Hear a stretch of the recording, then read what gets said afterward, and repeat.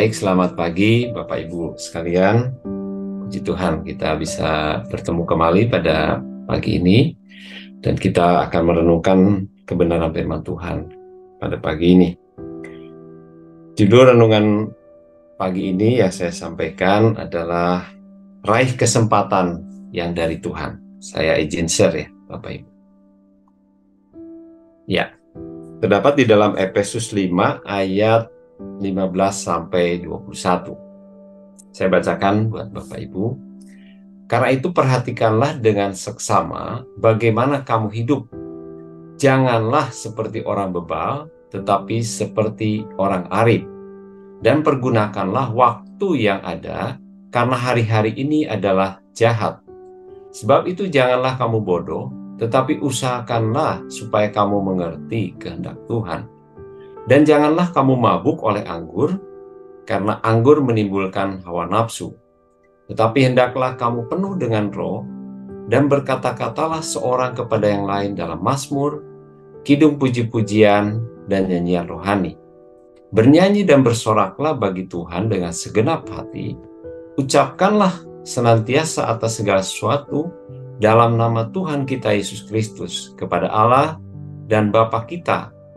Dan rendahkanlah dirimu seorang kepada yang lain di dalam takut akan Kristus. Bapak Ibu Saudara, di dalam waktu yang kita tempuh itu ada yang namanya kronos. Kronos itu detik demi detik, menit demi menit, begitu ya.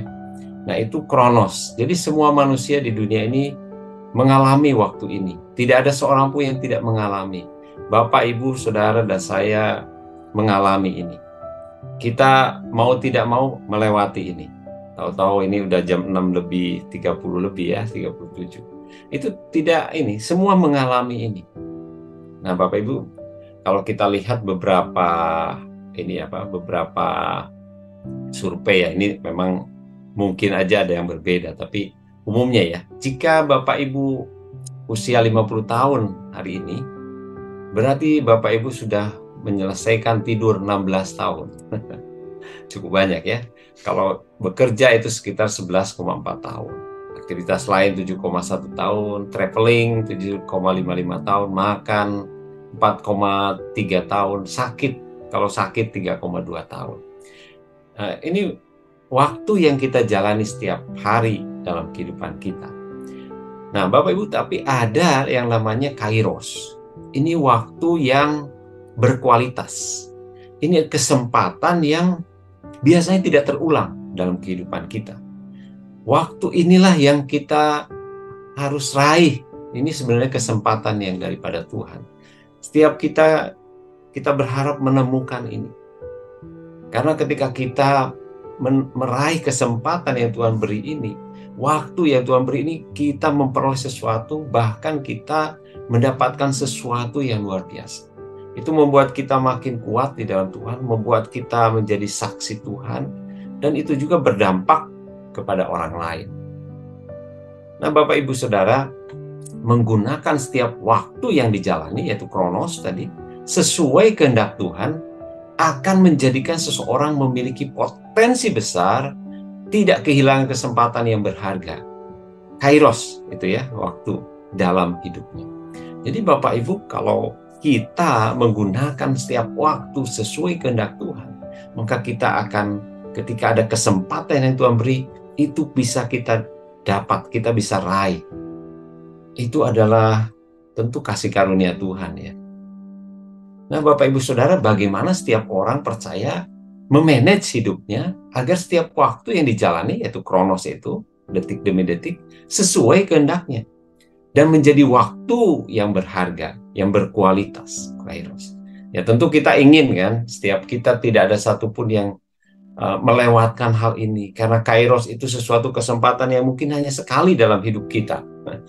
Yang kita harus raih itu.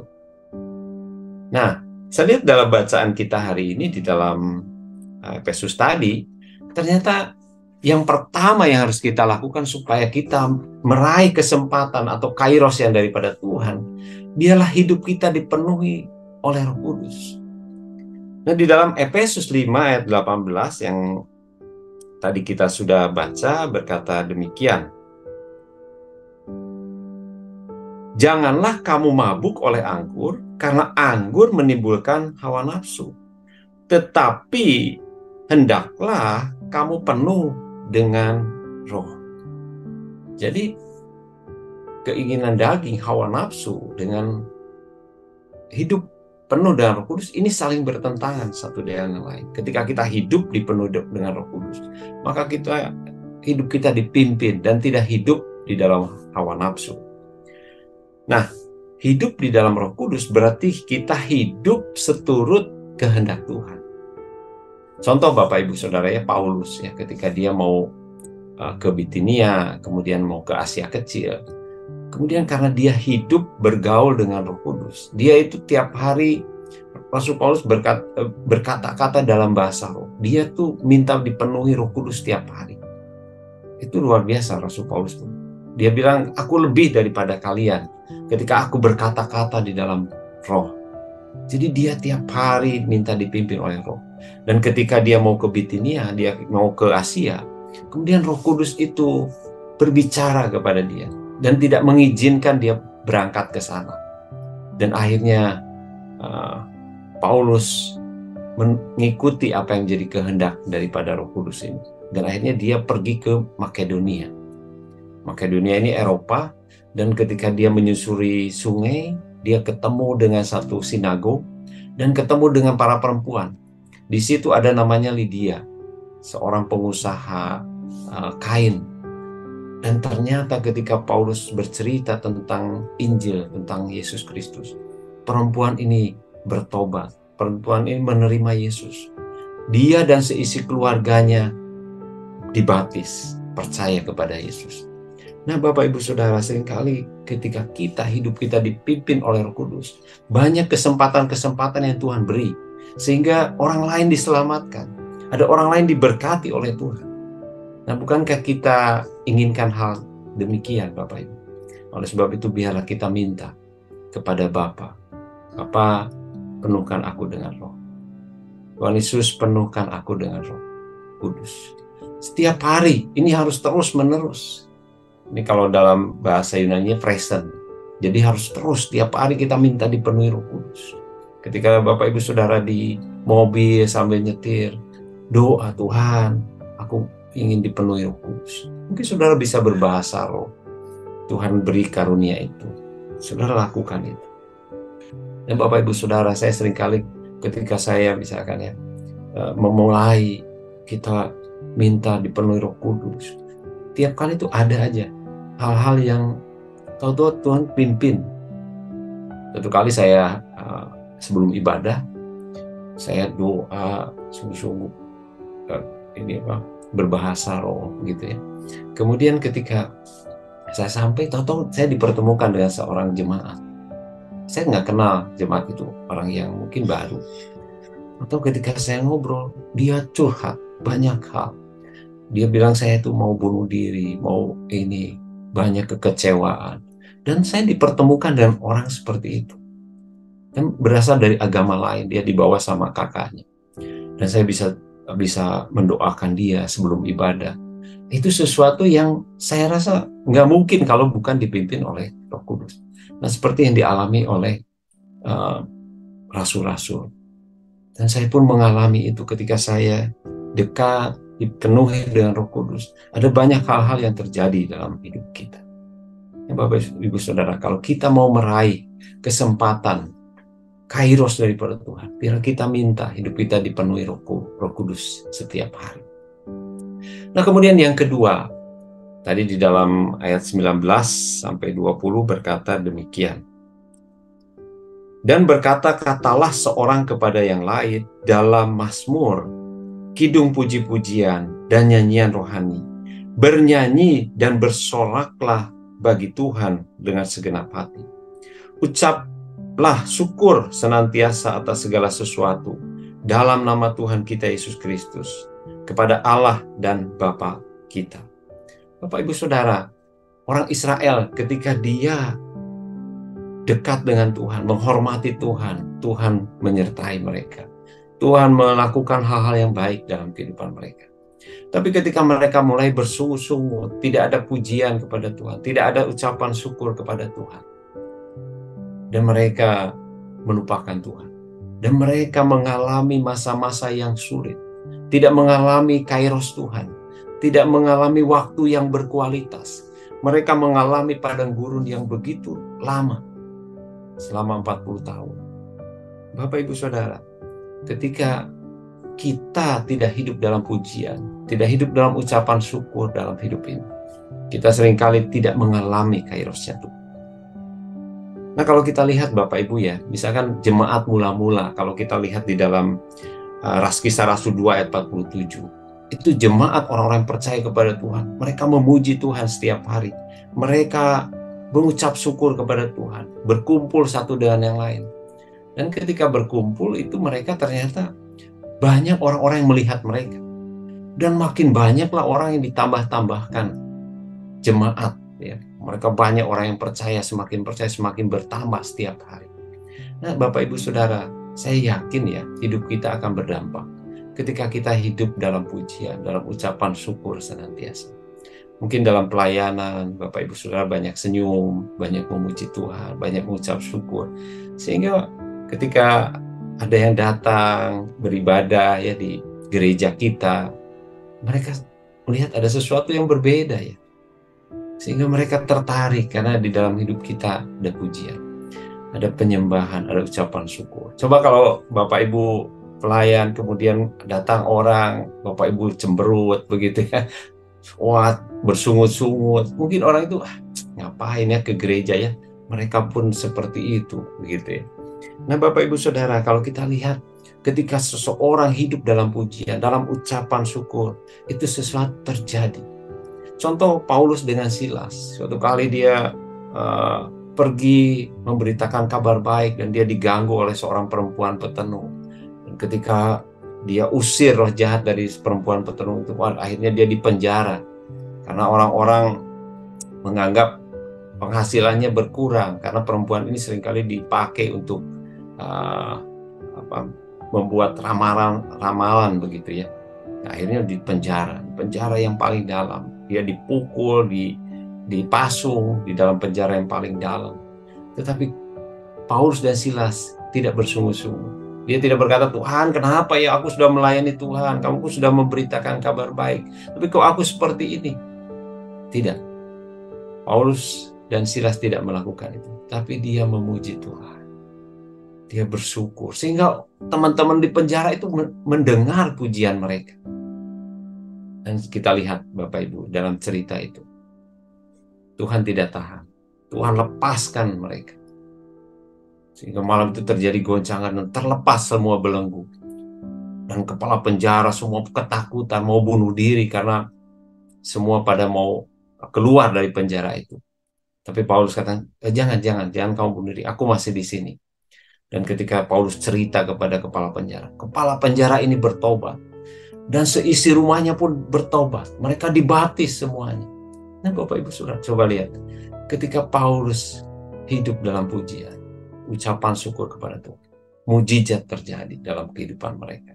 Saya yakin juga kehidupan kita, ketika kita hidup mungkin dalam keadaan sulit ya Bapak Ibu, dalam keadaan susah, dalam keadaan terjepit, tapi kalau kita tetap memuji Tuhan, kita mengucap syukur kepada Tuhan, saya yakin Tuhan tidak akan tinggal diam.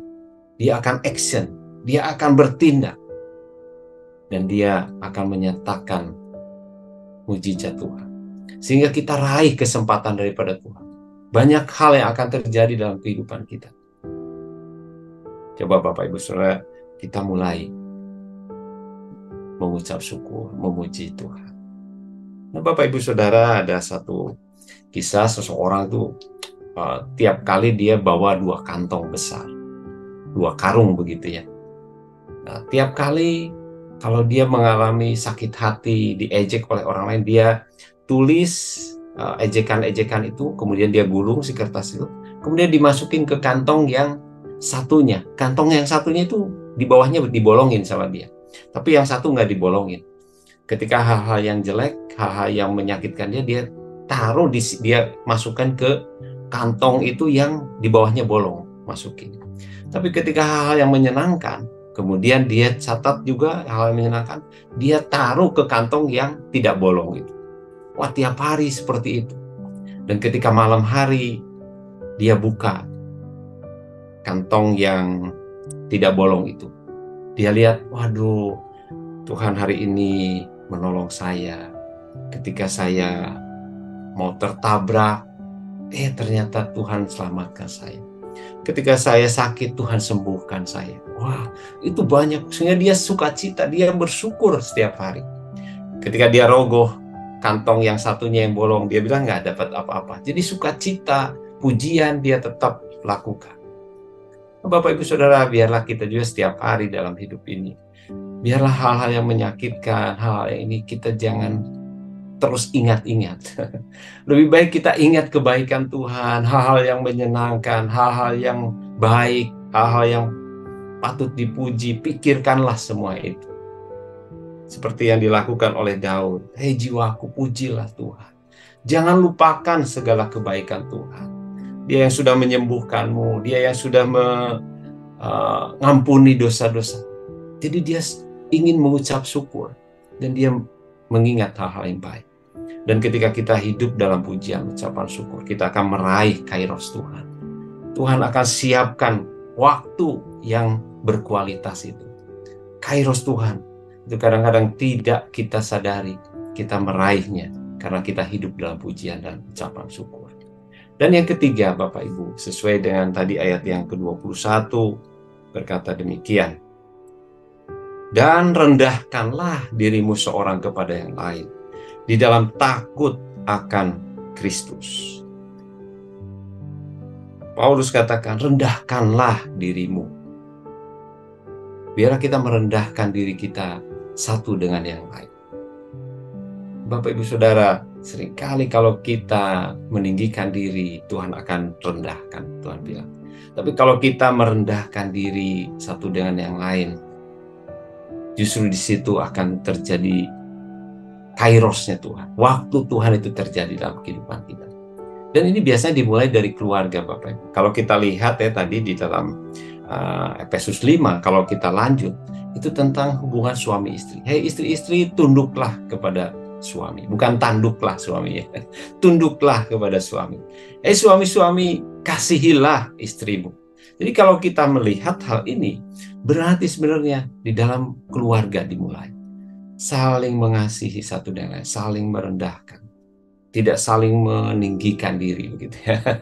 Bapak Ibu Saudara, kalau dalam keluarga kita bisa saling merendahkan diri, kesempatan-kesempatan itu Tuhan beri. Saya ingat di dalam Mazmur ya, Tuhan itu memberikan berkatnya sampai jauh ya, dari Bukit Hermon ke Gunung Sion itu 150 km, Bapak Ibu. Tapi itu embun itu bisa Tuhan perintahkan sejauh itu. Itu menunjukkan berkat Tuhan yang luar biasa. Dan saya yakin kairos Tuhan itu bisa terjadi dalam kehidupan kita kalau kita merendahkan diri satu dan yang lain. Kemudian juga itu berbicara juga tentang anak dan orang tua. Hei, anak-anak, hormatilah orang tuamu. Hei, bapak-bapak, jangan sakiti anak-anakmu. Ini berbicara tentang merendahkan diri satu dengan yang lain. Begitu juga sobat pekerja kepada pimpinan, kepada majikan, kepada tuanmu. Anggaplah itu tuanmu itu seperti kamu kepada Kristus. Jadi sebenarnya ketika kita saling merendahkan, maka sebenarnya kairos Tuhan akan terjadi dalam kehidupan kita. Nah, Bapak Ibu Saudara, 3 hal ini supaya kita bisa meraih kesempatan. Hiduplah dipenuhi Roh Kudus setiap hari, senantiasa setiap hari dalam kehidupan kita. Hidup dalam pujian dan ucapan syukur, dan hidup saling merendahkan diri. Bapak Ibu Saudara, saya mau berdoa buat Bapak Ibu sebelum saya serahkan ke PIC. Bapak Surgawi, terima kasih pagi ini. Saya percaya Tuhan, waktu yang Tuhan berikan buat kami itu yang terindah, yang terbaik buat kami. Dan kami mau Tuhan, kami mau meraih kairos yang daripada Tuhan. Biarlah setiap hari, setiap kehidupan kami jadi kehidupan yang dipenuhi dengan Roh Kudus. Setiap hari dalam kehidupan kami adalah kehidupan yang memuji dan mengucap syukur senantiasa. senantiasa kepada Tuhan. Dan biarlah setiap hari kehidupan kami adalah kehidupan yang saling merendahkan diri kami. Karena kami takut akan Tuhan. Karena kami menghormati Tuhan. Terima kasih Tuhan.